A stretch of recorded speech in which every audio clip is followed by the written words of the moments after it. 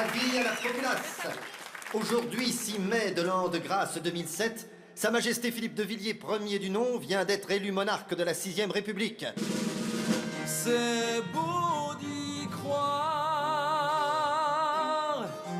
quand on se bat que pour la gloire. De Villiers au 2e tour, quel sacré sens de l'humour.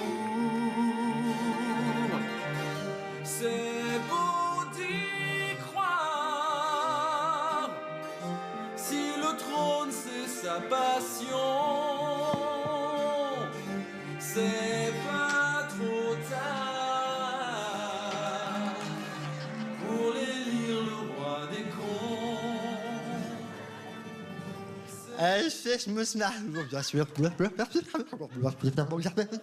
Philippe, Hein? t'es à l'envers.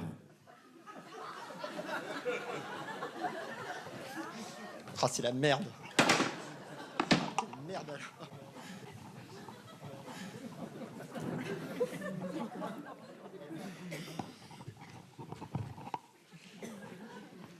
Taillot.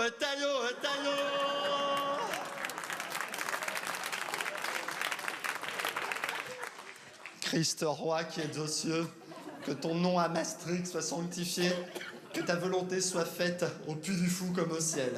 Amen. Alors moi,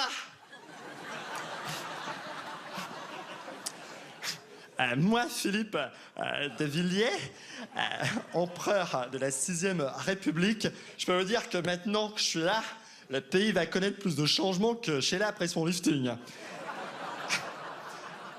Ma première mesure va être de délocaliser la capitale au Puy du Fou.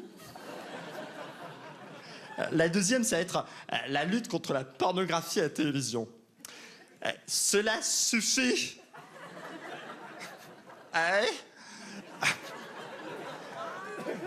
Toutes ces émissions dégueulasses. Je pense notamment à Vivement Dimanche. Sincèrement, Michel Drucker, faire ça avec un chien sur un canapé, je trouve ça dégoûtant.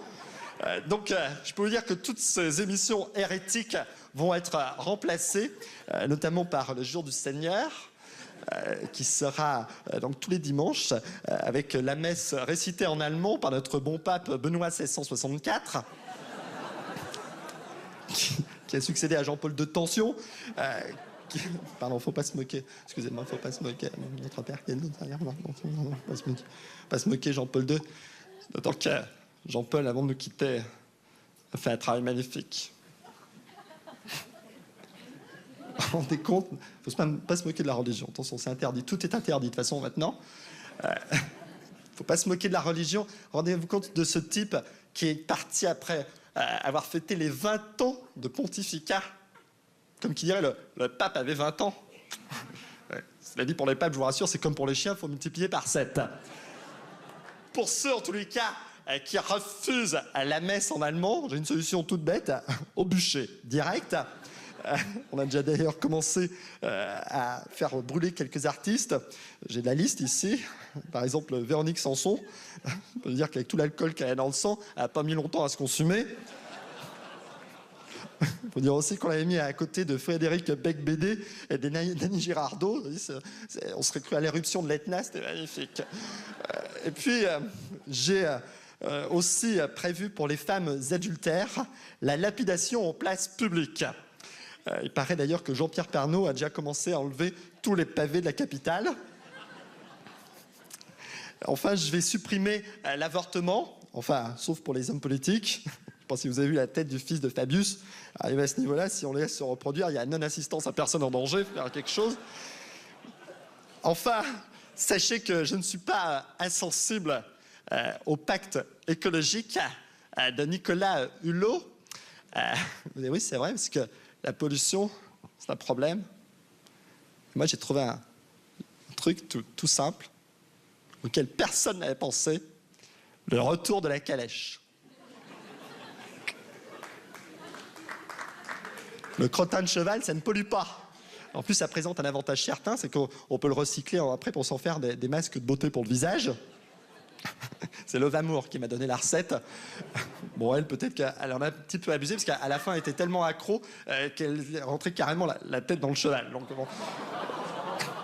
Pardon, excusez-moi, j'ai péché, il faut que je récite encore une prière, mais cette fois-ci tous ensemble. D'accord, vous répétez après moi. Christ roi qui êtes aux cieux.